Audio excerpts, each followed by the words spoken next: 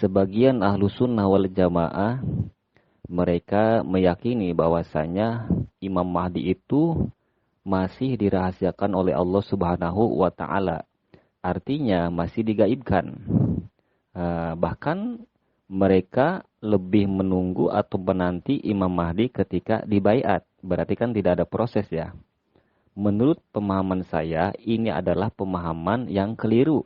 Karena keyakinan seperti ini tidak jauh beda dengan keyakinan orang-orang Syiah atau kaum Rafidah yang meyakini bahwasanya Imam Mahdi itu digaibkan di Samara dan sampai sekarang mereka masih menunggu kehadirannya.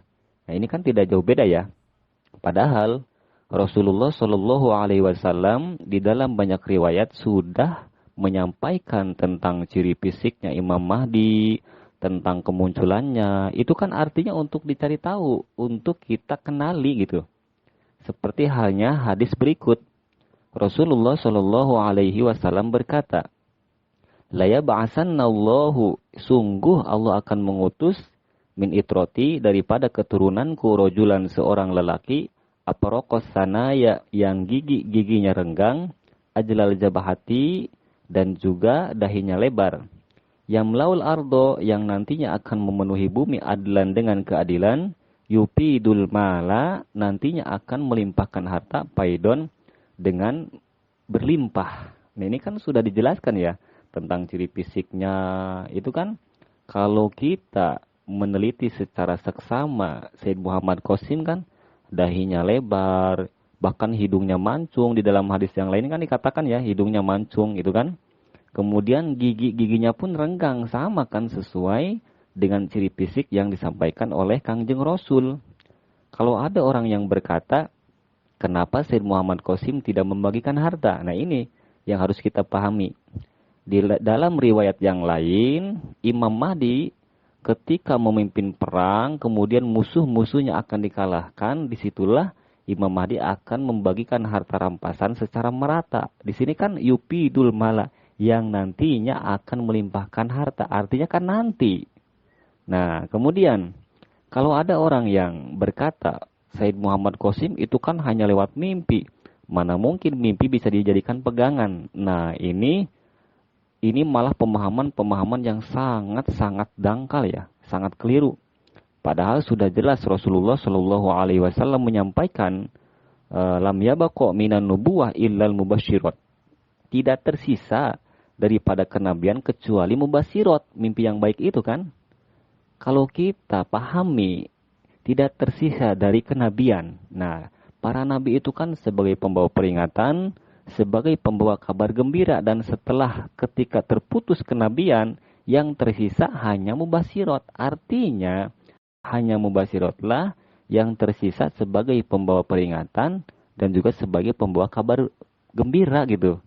Nah, ini perlu kita pahami ya. Kalau kita teliti pesan-pesan yang disampaikan oleh Said Muhammad Qasim lewat mimpi-mimpinya, lewat mubasyiratnya, itu kan untuk menjauhi syirik, untuk memperbanyak sholawat, memperbanyak tasbih. Itu kan artinya untuk mengingatkan kepada kita. Dan yang mana itu ada dalilnya di dalam Al-Quran, bahkan di dalam As-Sunnah juga banyak. Artinya kan mengingatkan kepada kita untuk selalu mengamalkan hal itu gitu. Nah, di sini yang jadi masalah tentang jenis syirik. Banyak orang-orang bahkan Ahlus Sunnah wal Jamaah ya menolak mubasyirat Muhammad Qasim. Yang katanya kan Said Muhammad Qasim menyampaikan bahwasanya memajang foto itu kan syirik ya, jenis syirik. Nah, makanya banyak Ahlus Sunnah wal Jamaah yang menolak karena kan tidak sesuai dengan madhab mereka. Nah, perlu kita pahami juga di dalam kitab Mizan Al-Kubro, di situ kan dijelaskan ya, nanti saya bacakan ya. Mereka lupa ya bahwasanya Imam Mahdi itu akan menjadi mujadid Islam terakhir gitu kan. Mereka lupa ke situ gitu.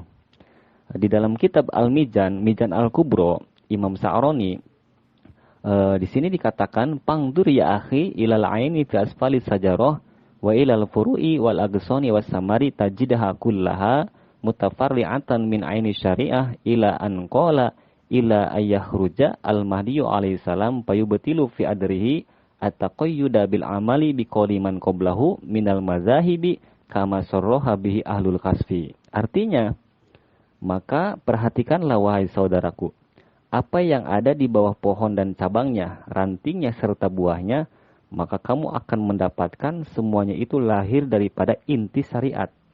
Sampai keluarnya Imam Mahdi yang akan membatalkan amalan yang berdasarkan pada pendapat madhab-madhab yang ada pada masanya. Seperti halnya yang telah dijelaskan oleh ulama-ulama kasaf. Nah ini kan sudah jelas ya.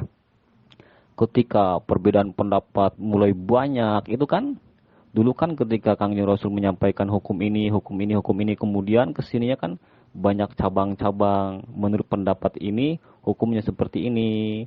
Menurut yang ini, seperti ini. Itu kan sudah banyak kan pendapat. Nah, seperti halnya memajang foto kan.